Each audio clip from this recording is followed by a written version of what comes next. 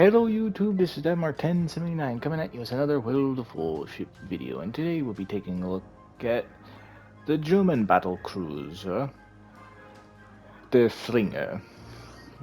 Much like that of the Congo class, this is a tier 4 ship, except this one, unlike Congo, did see a lot of action in the First World War, which she only, her life cycle got scrapped in 1946.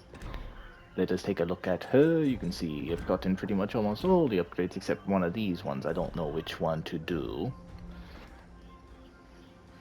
Everything around here, no permanent camouflage. Stats and everything.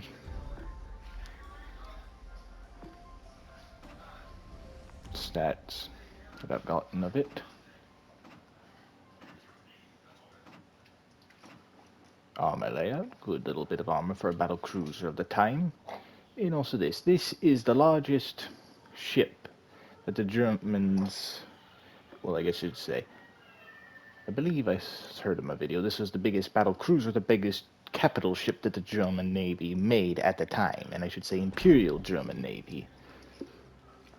So now let us get into it. Oh yeah, forgot to show a little bit off. And this thing has a unique feature that most don't. The little things on the side here are for anti-torpedo defense, which back then was good because, well, torpedoes were still brand new in everything. Armed with 12-inch guns. She is a good ship. There's a good amount of history, unlike her two other sister ships.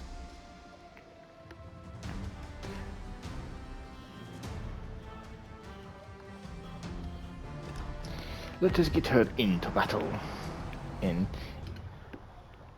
if you hear something, this is my little dog that decided to join me for this recording session, just lying down right next to me.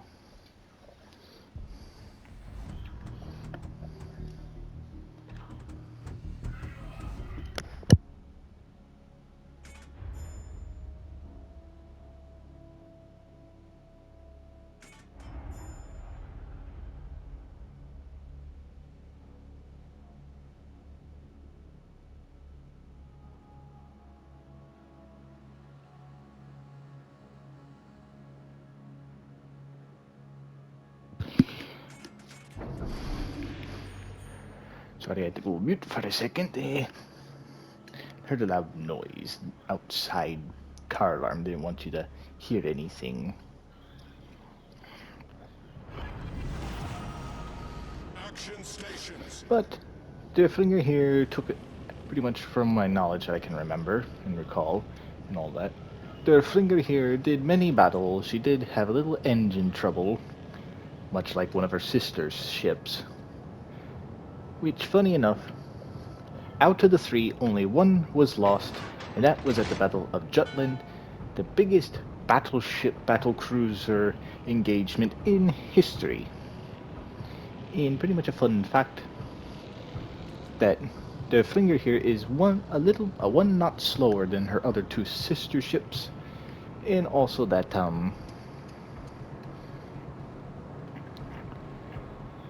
all of them pretty much all German design, like the class that Graf Spee there is a part of. They're all slightly different since they all were built years apart instead of instead of being laid down a month apart, like American and British did all.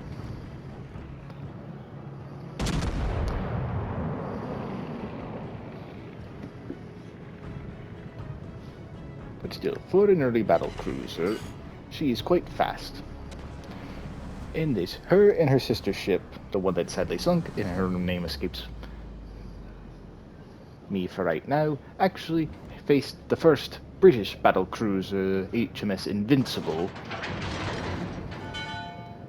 And if I'm not mistaken, correct me if I'm wrong though, she was sunk under the combined firepower of both ships. Sadly though, the damage already done to her sister ship, and she had slowly started to roll over and go under and all that. So, did not survive the Battle of Jutland. Derflinger here got a lot of damage done to her, of course, from 13.5-inch guns of the British, and then even got slapped by a couple 15-inch rounds from British battleships, which of course made her have to go. And her only other action was 1917, and for a couple of probably a couple more attacks, or one of her the other sister. But like all German capital ships of the time, they all were that of scuttled at Scapa Flow. And if you remember from the beginning of the video, that I said that she had a long history and only was scrapped in 1946, is because they did not get around to fully scrapping her. They had scrapped her sister ship. She was gone by 38. Derflinger 46 because, well, World War II kicked off. They did, however, save the bells for the two sister ships and were sent to the West German Navy as gifts later on. And pretty much that's all my knowledge that I can slightly remember from a brief little video to refresh my memories. I will put the video in the description down below if you would like to hear the full story and history of all of the sister ships and everything.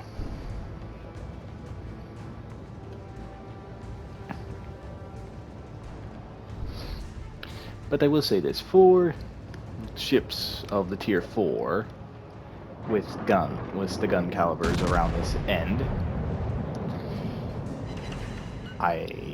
When it comes to the low guns from the 12-inch to the 13.5s, Julius Caesar, the premium tier 4 Italian battleship that was like 12-inch and some change until they bored out to a 13.5-inch gun. Those ones I like the most out of the low ends of them because they hit hard. They give good citadels and all that. But only the upgraded ones, like this one right here, even though it's around this it is technically the same class. These are the older guns, not the guns that weren't bored out. So, but if you like historical ships that have a lot of significance from the First World War, Derflinger is a good one to have. Much like a couple of the British battle cruisers themselves, like Repulse, Renown. The only other ships of the time that I could do are the Mackensen class battle cruisers that were supposed to precede the Derflinger class, and I believe maybe have like 13.5-inch guns, which they were on the books. Mackensen, I believe herself, was laid down, but that one sadly was never built all the way.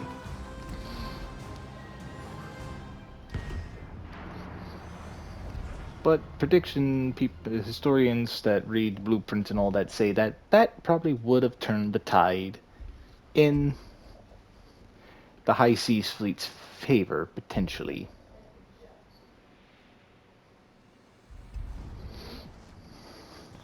But the Derflinger themselves did a good job. They fought in many battles.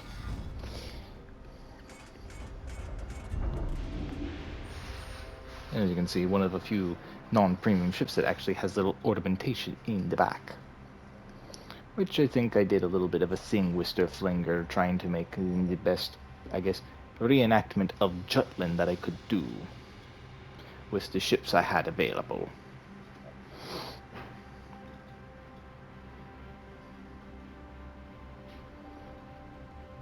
And I'm not 100% sure, but correct me if I'm wrong, but I believe this was one of the first few designs that German Navy did, having a centerline battery to where they can have all guns to broadside.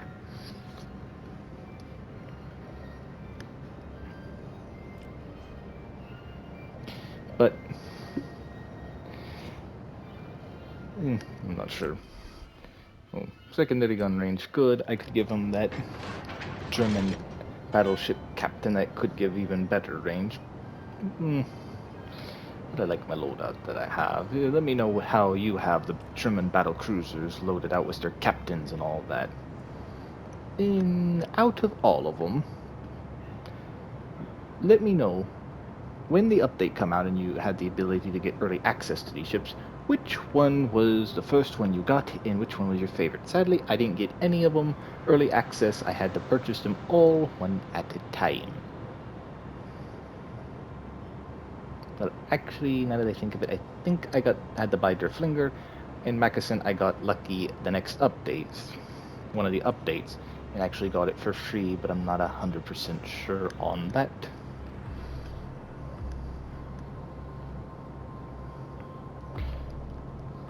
But they definitely got easier when I was able to use torpedoes on them.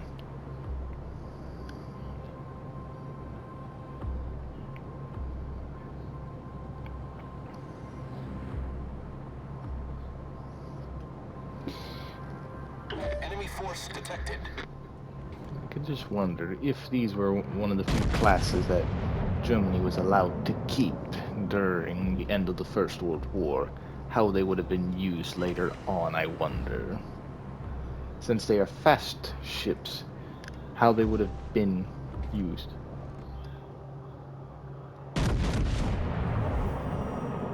Since they're old coal-fired ships, they probably would have been used to limited use, kind of like the pre-dreadnought that was used to attack Poland, its first salvos, potentially. Maybe, or the Germans might have upgraded them to fuel fire, potentially. And pretty much the one thing that I don't like too much about the Russian battleships and the German battlecruisers is the limited thing, re repair center thing, where it's only 3, unlike everything else that's unlimited. So they get, basically you have to be really careful. Torpedoes, dead ahead. Torpedoes, dead ahead.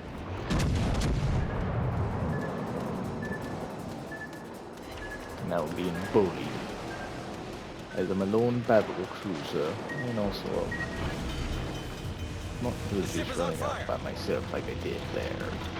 Since I don't have the armor of a battleship. Problem solved, sir. That's going to be mine.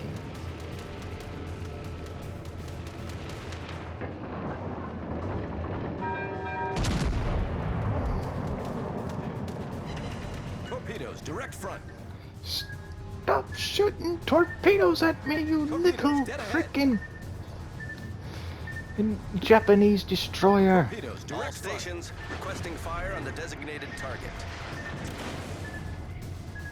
And you, Wyoming, stop it!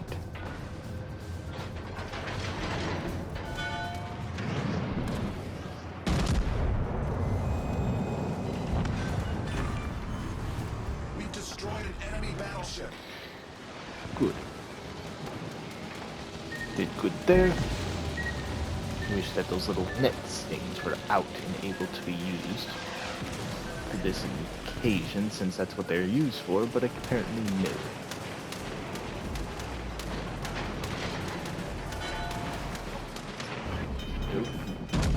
Oh, fire started. Problem solved, sir. Engine trouble, which Critical engine is damage. one of the few, like I said, that's what she historically had a little problem with her engines. That sucks. Yeah, I think I'm gonna die from this pass of torpedoes. Maybe not, but I will if this Japanese one does it like that. And then there I go. Down. But still a good ship.